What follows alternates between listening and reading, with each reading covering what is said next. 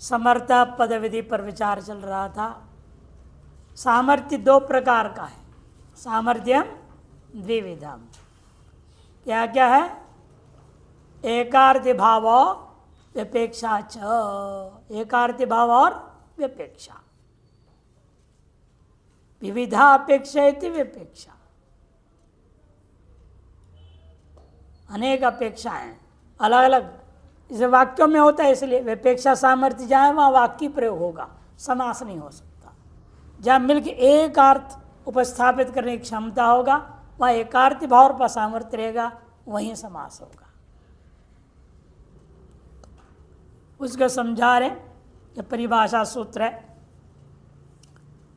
समर्थ प्रथमा एक वचन, पद विधि प्रथमा वचन दो पद, चतुर्विधो अत्र विग्रह द्रष्टव्य। यहाँ चार प्रकार विग्रह समझो। संगतार्थ समर्थ, संसृष्टार्थ समर्थ, संप्रेक्षितार्थ समर्थ और संबद्धार्थ समर्थ। सब में उत्तरपदी लोपी समास हुआ है। सम्यक प्रकार से संगत है जो अर्थ, उसको समर्थ कहते हैं। गत है ना, संगतार्थ, संग अर्थ बच गया, गत लोप हो गया, समर्थ हो गया। संसृष्टार्थ में भी सम और अर्थ रह गया, सृष्ट का लोप हो गया। संप्रेक्षितार्थ में प्रेक्षित का लोप हो जाता है, सम और अर्थ बच जाएगा। उत्तर पद लोप इसको कहते हैं। और ये बद्ध का लोप, उत्तर पद लोपी बहुरी समास हुआ है। पद से विधि इति पद विधि, पद से विधि इति पद विधि, पदयोर विधि इति पद विधि, पदानाम विधि इति पद विधि, पदात् विधिरिति पद विधि। एक पद का संबंधी विधि रूपा जो पद विधि है वो तद्धित में आएगा, समास में नहीं लगता है।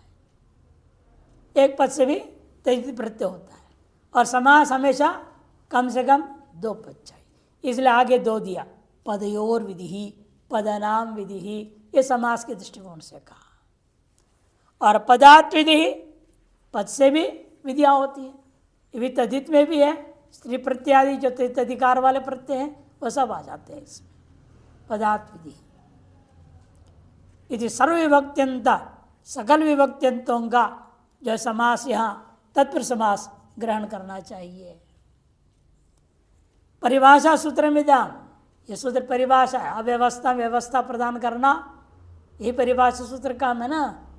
परिभाषा सूत्र का लक्षण क्या है? कुव्यवस्थायां सुव्यवस्था संपादकम सूत्रम परिभाषा सूत्रम।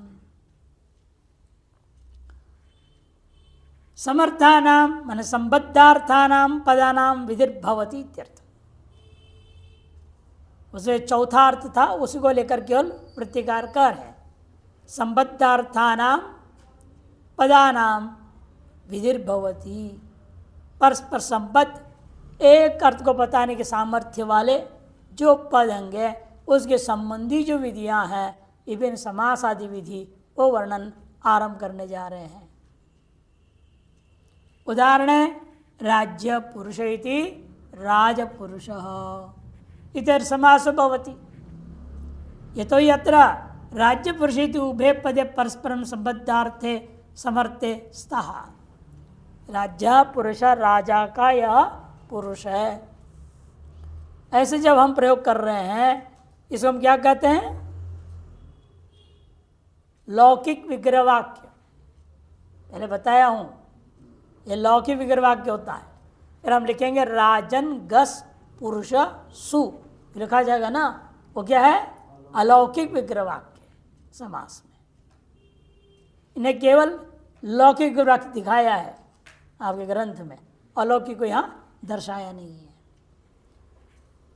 तो यहाँ पर हुआ क्या है? राजन शब्द का पुरुष शब्द के साथ में परस्पर संबद्ध होकर के एक विशिष्ट अर्थ का बोध करने का सामर्थ्य है।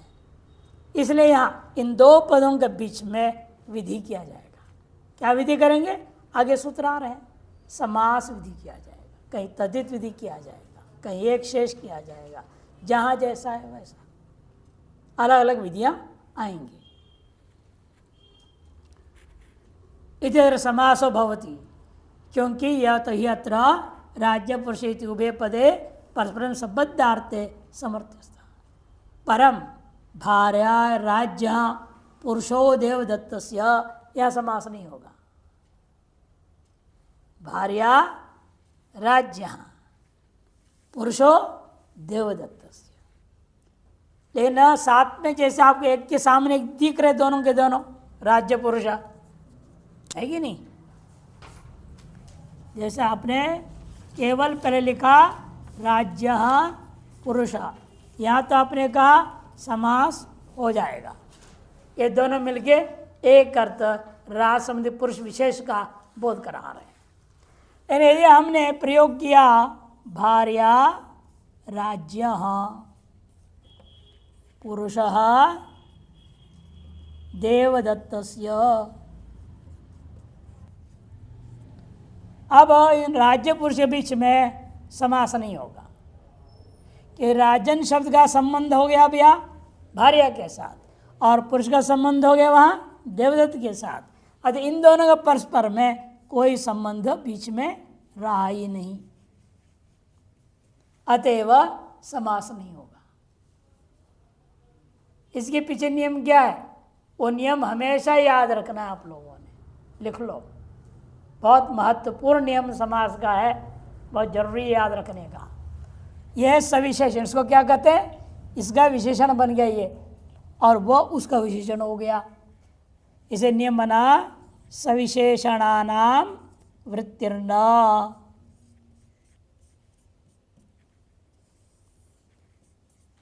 वृत्ति माने समास आदि, एक भाग है सविशेषणानाम वृत्तिर्न, और दूसरा भाग इसका है वृत्तस्य च विशेषण योगो न। ये पूरा नियम दोनों का दृष्टांत के समझाता हूं। देखो, एक तो ऐसे में समास नहीं होगा। इसमें से पहले वाला का यही दृष्टांत है, पहले वाला नियम का सविशेषण हो गया, अतः उसका वृत्ति नहीं होगी, समास अधिकारी नहीं होंगे। और दूसरे के लिए दृष्टांत तो ऊपर लिखता हूं, वृत्तस्य च विशेषण योगो न। और हमने लिख दिया आढ्य राजपुरुष,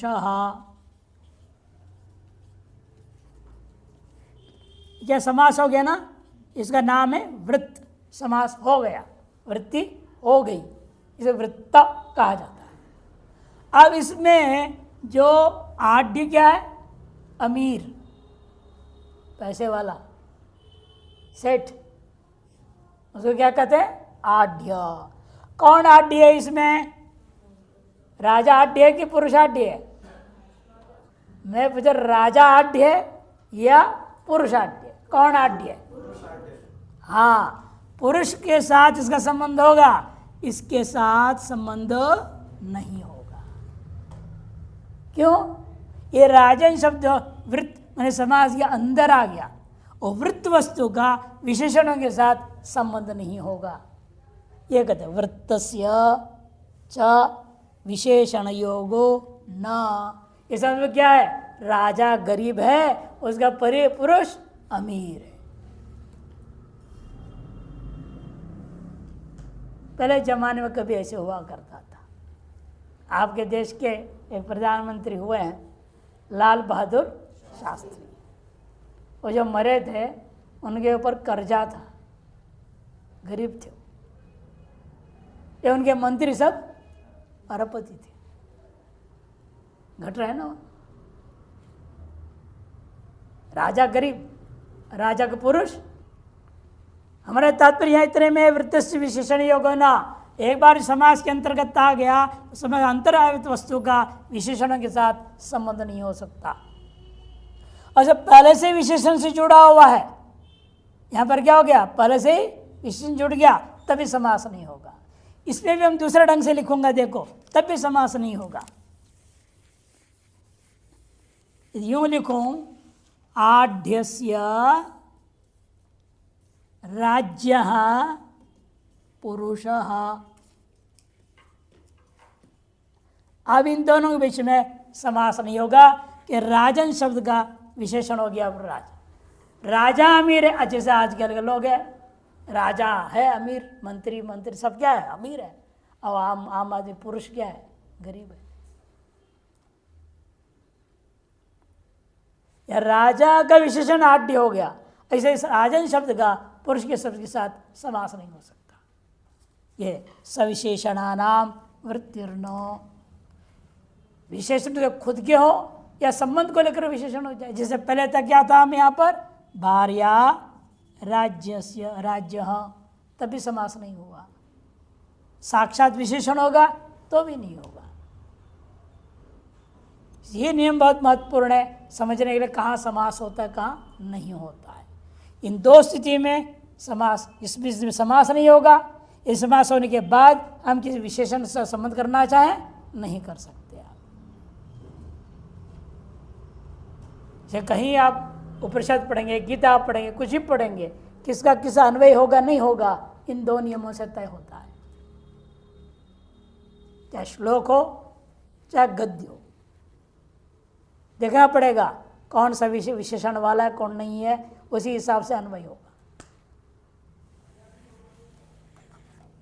अब यही बात इन्होंने दिखाया आगे, इन्होंने लिखा है ना, क्या लिखा आगे, परम भार्या राज्य पुरुषो देवता इत्यत्र राज्य पुरुषित्यनयो पदयो संबद्धार्थता परस्परम आकांक्षा नास्ति। पर संबंध नहीं है, न होने से वहाँ समास नहीं होगा। भले वाक्य में लगे एक के बाद एक दिख रहा है, राज्य पुरुष दिख रहा है, लेकिन राजन के संबंध हो गया भार्या के साथ या आट्य के साथ, पुरुष का संबंध हो गया देवदत्त के साथ, तथा राजन और पुरुष के बीच में संबंध नहीं होने से समास नहीं होगा। ये नियम आपको पूरा जीवन में काम आने वाला है, समास वाला, याद रखना बहुत जरूरी इसको।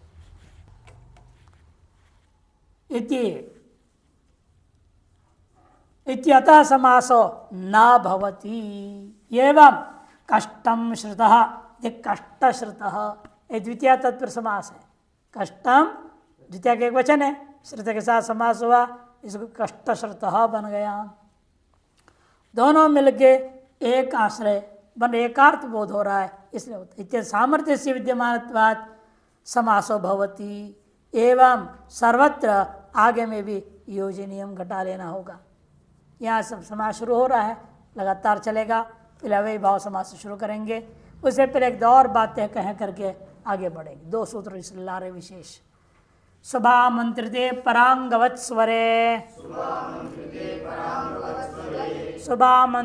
परांगवत् स्वरे, शुभ प्रथमा के एक वचन, आमंत्रिते सप्तमी के एक वचन, परांगवत् अव्यय स्वरे सप्तमी का एक वचन। अंगेन तुल्यम इति अंगवत्, अंगेन तुल्यम इति अंगवत्, अंग के सदृश, अंग के बराबर है जो, उसे कहते हैं अंगवत्। किसके अंग के बराबर, परस्य अंगवदिति परांगवत्, पर का। हमेशा समास में क्या होता है, एक पूर्व पद होता है, एक पर पद होता है। जब अनेकों में भी करेंगे ना, ये पूर्व उसका पर हो गया, ये भी पूर्व हो जाएगा, अगला पर हो जाएगा, इसलिए अंत वाले का नाम रख दिया है उत्तर पद। यह समास प्रकरण में उत्तर पद शब्द का रूढ़ संज्ञा है। उत्तर पद क्या है, समास चर्मावयवे रूढ़ उत्तर पद। देखो, समास चर्मावयवे रूढ़ उत्तर पद। उत्तर पद संज्ञा हमेशा समास के चरम अवयव में रूढ़ हो जाता है। समास चरमावयवे रूढ़, कौन, उत्तर पदम। उत्तर पद जो संज्ञा है समास के चरवाए में रूढ़ है। अतः जैसे आपने राज्य पुरुष कहा तो क्या हो जाएगा, पुरुष शब्द का नाम उत्तर पद हो जाएगा। किंतु दो ही पद है, दो में चरम माने अंतिम, चरम माने अंतिम। और जब आपने कई बार देखा ना, कई शब्दों का द्वंद्व समास कर रहे हैं आप, कई शब्द का, जो अंतिम वाला होगा उसका नाम उत्तर पद। बाकी सब में एक दूसरे से पूर्व पर कहा जाएगा।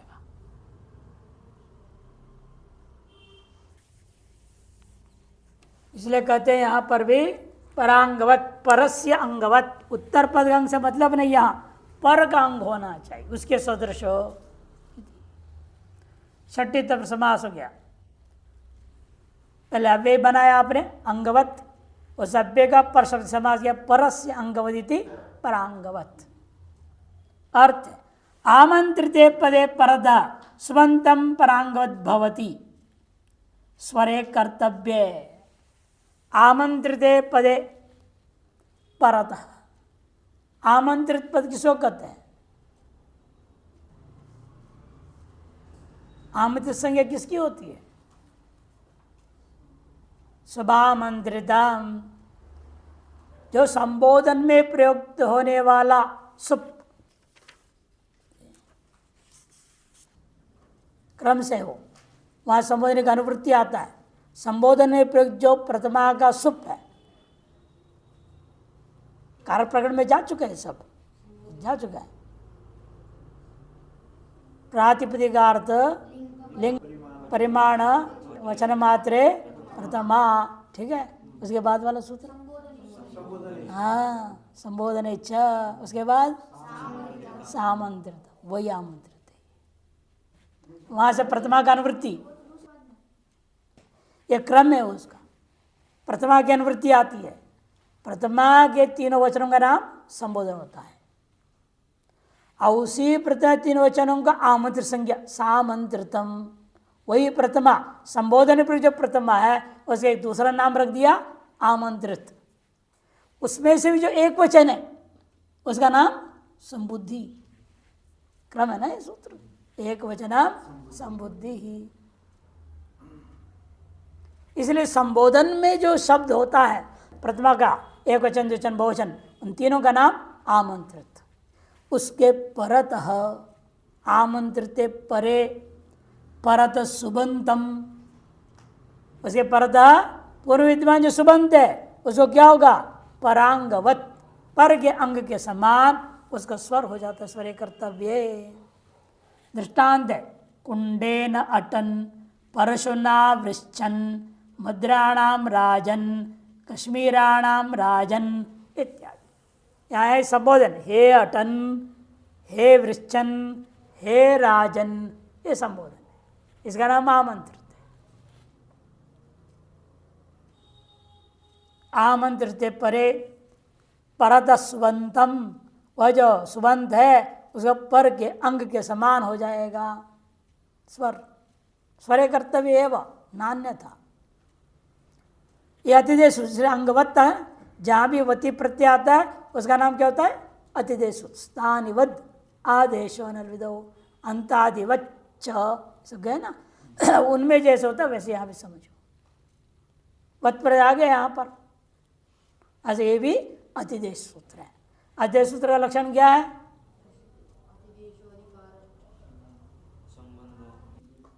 अन्यस्य धर्मस्य अन्यत्र आरोपकरणम अतिदेशः। अन्यस्य धर्मस्य अन्यत्र आरोपकरणम अतिदेशः। एक का धर्म को दूसरे में ले जाके आरोपण करना और उसके माध्यम से काम कर देना, कार्य करना, उसका नाम अतिदेश। यहाँ पे पर का जो अंग है उसमें जो धर्म है उस धर्म को हम पूर्व में वाले सूत्र में लाए पद में, और वो भी तब करनी जो स्वर काम का करनी होता। जब पर में उदात्त है मान लो अंग में, वो उदात्त को हम पूर्व पद में लाएंगे, अन्य चीज़ें नहीं लाना। वहाँ कोई संज्ञा है, कुछ और चीज़ें हैं, वो धर्म यानी सुप्त है, सुबंत तत्व, तिंगंत तो कुछ भी हो, अन्य कोई भी धर्म नहीं ला सकते। स्वर संबंधी मात्र चीज़ के लिए कार्य करना है। ये इन्होंने कहा। इसका दृष्टांत को समझना है, आप जाइएगा पृष्ठ संख्या 708 हमारे इस पुस्तक में, आपके इसमें देख लो कितना है। कुंडे न अटन, यदि एक दृष्टांत समझ लो सब आ जाए समझ में, उसके जैसे सब बाकी है।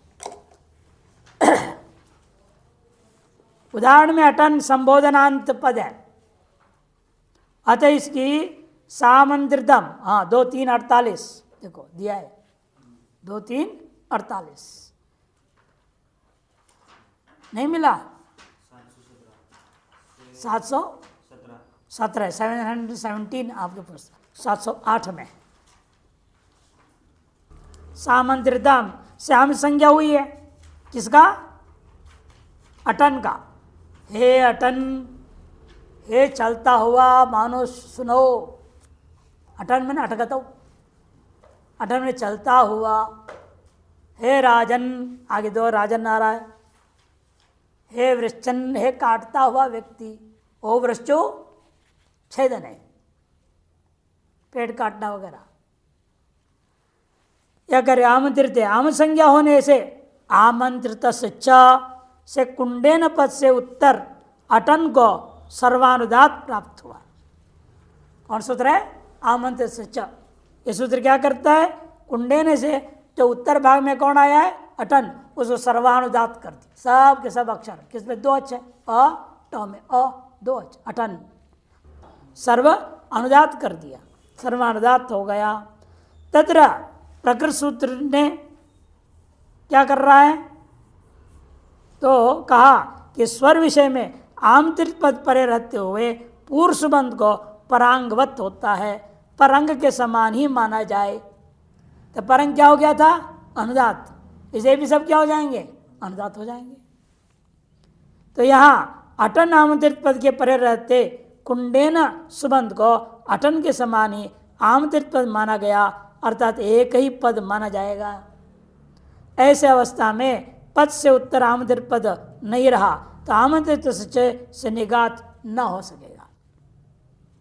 यदि इसको भी हम आमंत्रित तत्व धर्म लाएंगे, वो आमंत्रित है, कुंडे न नहीं है ना, तो तृतीया है, संबोधन में है ही नहीं। इन आमंत्रित उसको भी कर देते हैं हम, तो फिर क्या होगा? सुबंध से पर में आमंत्रित तो अनुदात कर रहा था, अब ये भी आमंत्रित ही हो गया, सुबंध से पर में कहाँ मिलेगा? सुबंध से तात्पर्य आमंत्रित से भिन्न। कुंडे न था, जब कुंडे न आमंत्रित नहीं है तब पर में अटन को सर्वानुदात कर दिया। इन कुंडेन को भी अपनी शुद्ध से क्या कर दिया? आमंत्रित कर दो, वो भी आमंत्रित धर्म वाला हो गया। अब वो तृतीयांश सुबंत रूपेण नहीं दिखेगा, उसका आमंत्रित दृष्टि से हम देखेंगे तो अगले को वो सर्वानुदात नहीं कर पाएंगे, फिर सूत्र नहीं लगेगा सामंत्रित सच्चा। वही समझा रहे हैं। बन गया तो अर्थात स्थिति क्या हुआ? तो से निगात न हो सका। तब शाष्टिक 6ठे अध्याय के एक और सूत्र है आमंत्रित, दूसरा है वो सूत्र से आदिदात हो जाएगा। कुंडे ने कहा कु को क्या हो जाएगा? आदिदात हो जाएगा। आदिदात हुआ, शेष को अनुदातम पदम एक वर्जम, सब बाकी अनुदात हो जाएंगे। तब क्या हो गया? कु हो गया उदात, डे में डे है वो अनुदात, न में अनुदात, अटन के आकार टकार भी सब अनुदात हो जाएंगे। फिर आगे सूत्र लगेगा तब होकर उदात्ताद अनुदात स्वरित हो। इससे क्या होगा? उदात जो कु के ऊ है उससे पर में अनुदात कौन है? अंडे का ए, वो हो जाएगा स्वरित, बाकी सब अनुदात रह जाएगा।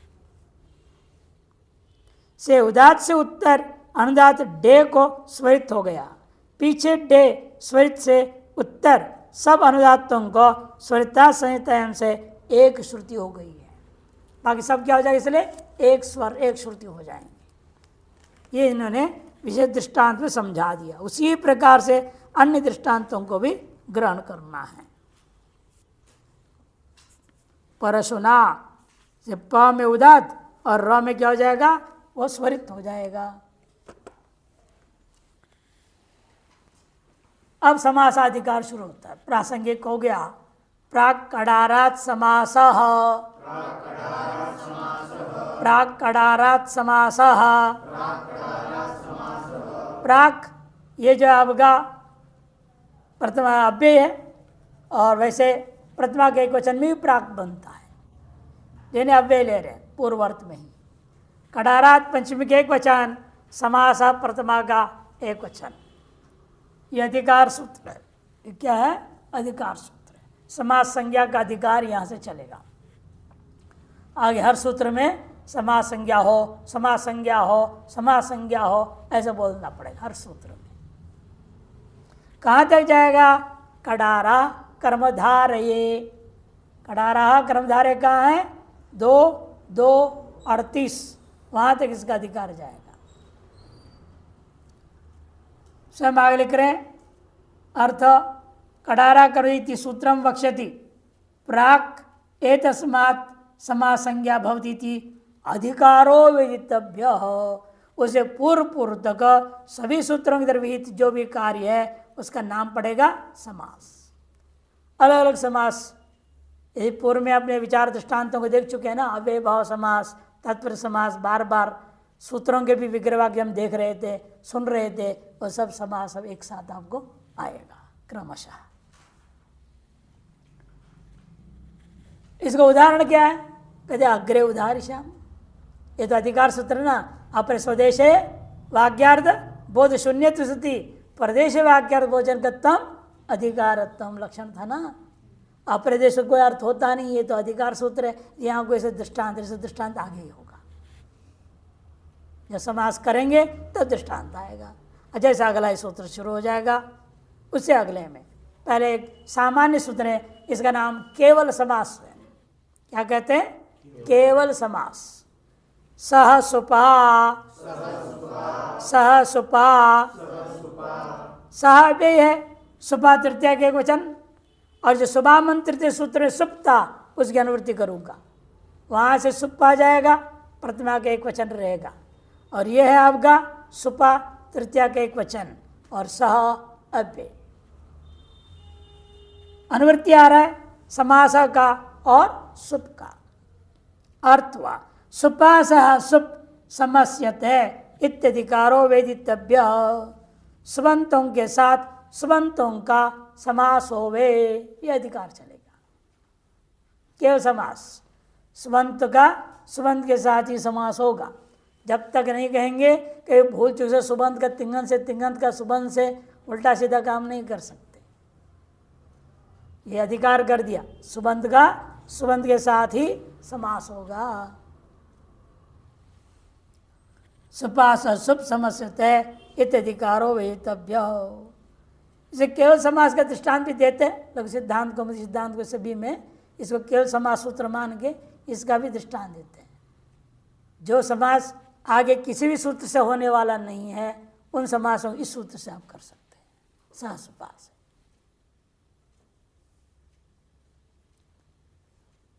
वागर्थाविव संपृक्तौ, वागर्थौ इव कैसा समास हो गया? वागर्थाविव, भले ये चाहे अवयव आदेश हुआ आवादेश, फिर वो एक पद है, एक पद है, एक स्वर हो जाता है, ये लाभ है। अविभाव समास प्रकरणाम, अब आरंभ होता है अविभाव समास का प्रकरण। अविभाव, अविभाव, प्रथमा का एक वचन एक ही पद है। अयम अपि अधिकारो वेतव्य, ये सूत्र भी अधिकार सूत्र ही है। समास का अधिकार चलेगा 2:2:38 तक। ससुपा सभी समासों में सामान्य अधिकार सूत्र है। और ये अविभाव संज्ञा है, ये संज्ञा विशेष का अधिकार थोड़े ही में जाएगा, पूरे में नहीं। अलग अलग संज्ञा आएंगी बीच पीछे, दूसरी दूसरी आएगी। इतो अग्रे यह समासो भवति तस्य अविभाव संज्ञा भवति इति वेदितव्यम्। इससे आगे जो समास विधान किया जाएगा उस समास का नाम अव्यय भाव नाम से रखा जाएगा। उसका उदाहरण अगले सूत्र में आएगा। ये तो संज्ञाधिकार कर रहे हैं ना, इनको क्या कहा जाता है? संज्ञा का अधिकार, समास संज्ञा का अधिकार और अव्ययभाव संज्ञा का अधिकार, दो संज्ञा का अधिकार है। समास संज्ञा का अधिकार बहुत लंबा है, लेकिन इसका बहुत कम में रहेगा। वह लंबा सूत्र आ गया। अव्ययम विभक्त से भी समृद्ध्यर्था भाव अत्यय संप्रति शब्द प्रादुर्भाव पश्चात यथा अनुपूर्व योग पद सादृश साकल्यान्त वचनेषु।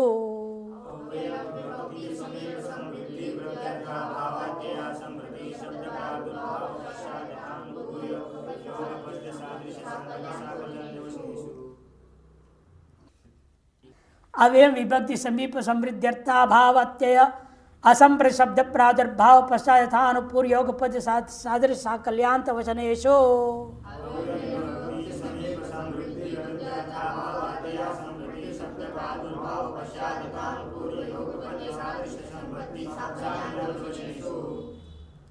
अव्ययम प्रथमा के एक वचन और वचनेषु तक पूरा सप्तमी का बहुवचन। देखो अलग अलग करके, ये इतना बड़ा समास और एक पद नहीं, कितने पद है यहाँ? 16 पद है। विभक्तिश्च समीपंच समृद्धिश्च वृद्धिश्च अर्थाभावश्च अत्ययश्च असंप्रतिच शब्द प्रादुर्भावश्च पश्चाच्च यथाच आनुपूर्व्यंच योगपद्यंच सादृश्यंच संपत्तिश्च साकल्यंच अंतश्चैति।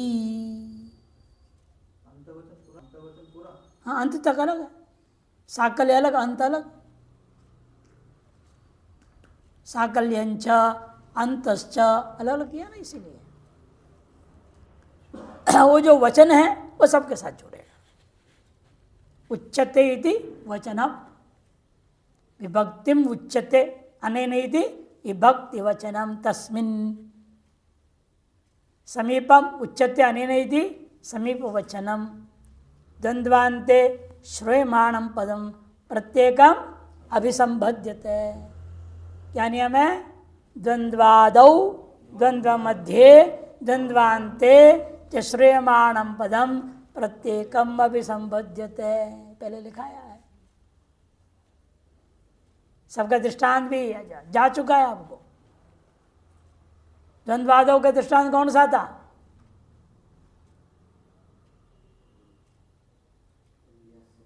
तुल्यास्य प्रयत्नम सवर्णम, पढ़े है ना। तुल्यौ, तुल्य शब्द क्या है? आदि में आस्यंच प्रयत्नंच आस्य प्रयत्ने, इसके साथ ये द्वंद्व समास हो गया। द्वंद्व की आदि में तुल्य उस बात कर दिया। फिर मध्य का दृष्टांत,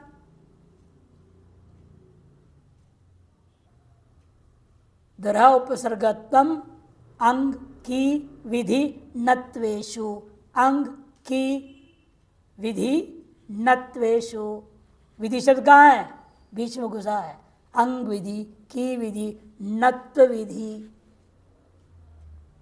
अंग की विधि नत्वेषु, ये सूत्र निवार्तिक है। और द्वंद्वांत का तो कई बार आगे दृष्टांत। सुप्तिंगंतम पदम, अन शब्द सुप के साथ जोड़ेगा तिंग, सुबंतम थिंगंतं च पद संजम स्यात्। ये भी वचन शब्द क्या है? द्वंद्व के अंत में प्रत्येकम अभिसंबध्यते है। अतः तेच तेच वचनाश्चित तेषु परेषु विभक्त्यंताः, पुनर् विभक्ति से अंताः तक समास हो गया।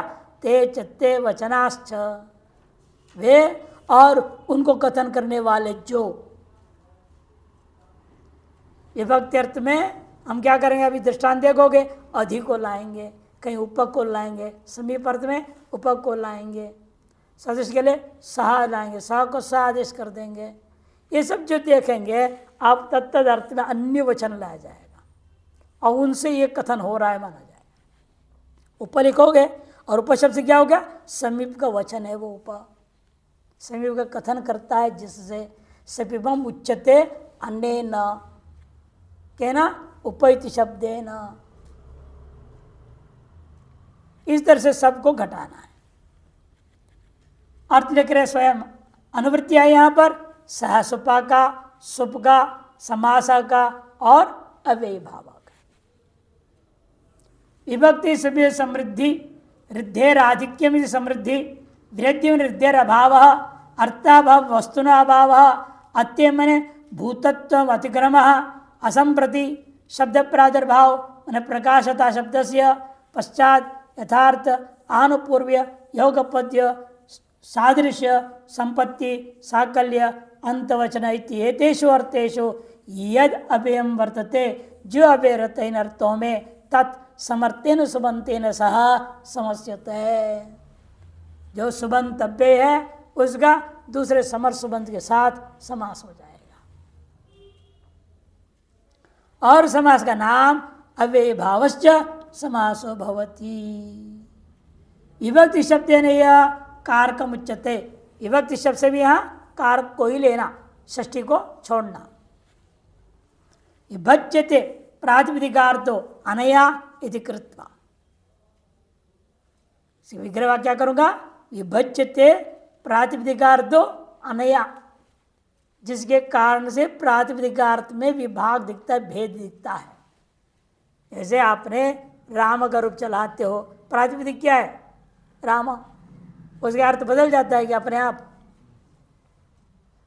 पूरे 21 प्रत्यला के रूप बनाते हो, सब में राम शब्द आएगी नहीं, और राम का अर्थ है अलग अलग नहीं, उसमें अर्थ का फर्क कौन करेगा, जो विभक्ति लाया है ना।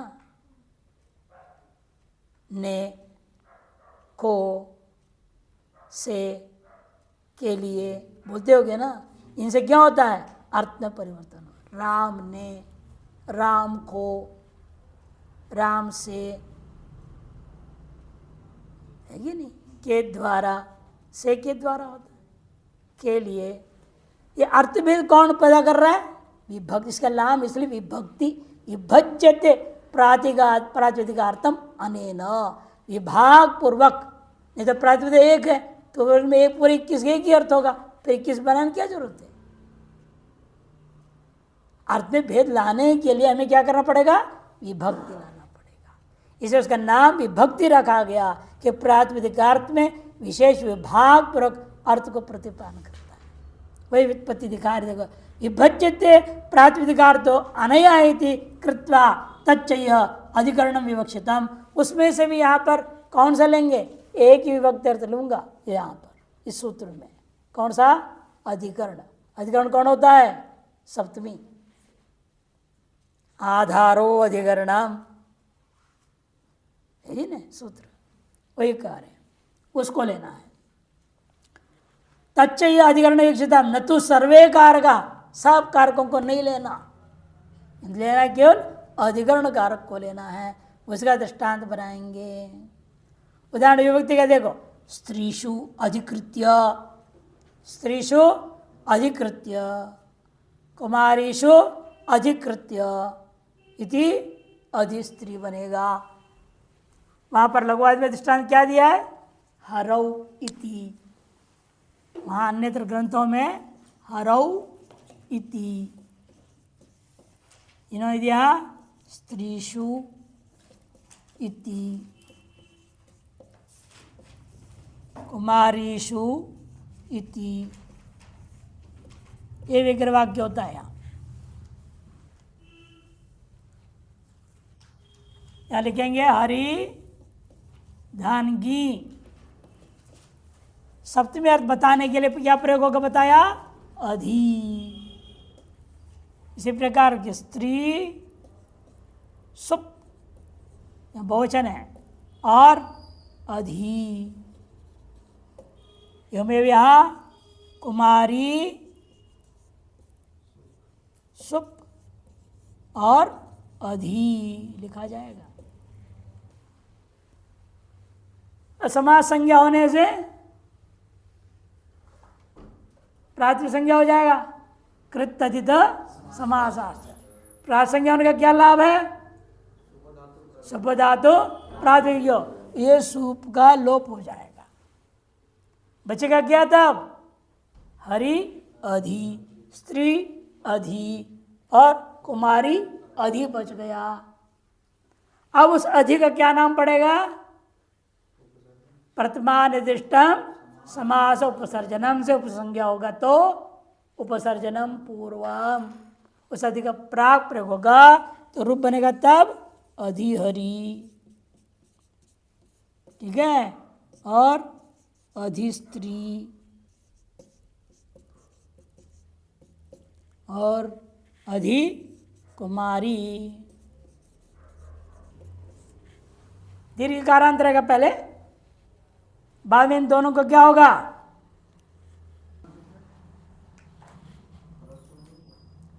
उपसर्ग संज्ञा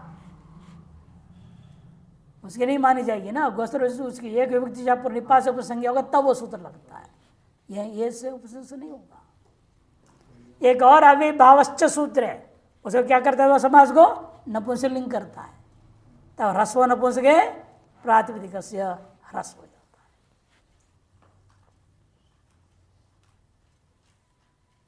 है। एक अविभावश्च सूत्र है जो ये समास करता है, संज्ञा कर दिया, और दूसरा है नपुंसकलिंग करता है। नपुंसकलिंग करने से ह्रस्व नपुंसके प्रास ह्रस्व लग जाता है, तब ह्रस्व कर बना। वहां पर अधि स्त्री ह्रस्वीकारांत, अधि कुमारी ह्रस्वीकारांत बच जाता है। हाँ, अभी तो सूत्र लगाने से पहले बनाया ना, ये जो बचा है वो बता दिया। अब इस पर सूत्र लगाया हमने, पहले उपसर्ग संज्ञा के प्राक प्रयोग किया, यहां तक बता दिया। अब इसके बाद में ह्रस्व लगाओ, नपुंसकलिंग संज्ञा करो और ह्रस्व करके रूप बनेगा अधि स्त्री ह्रस्वीकार रहेगा और अधि कुमारी भी ह्रस्वीकार हो जाएगा। वही आप पुस्तक में आप छपा हुआ।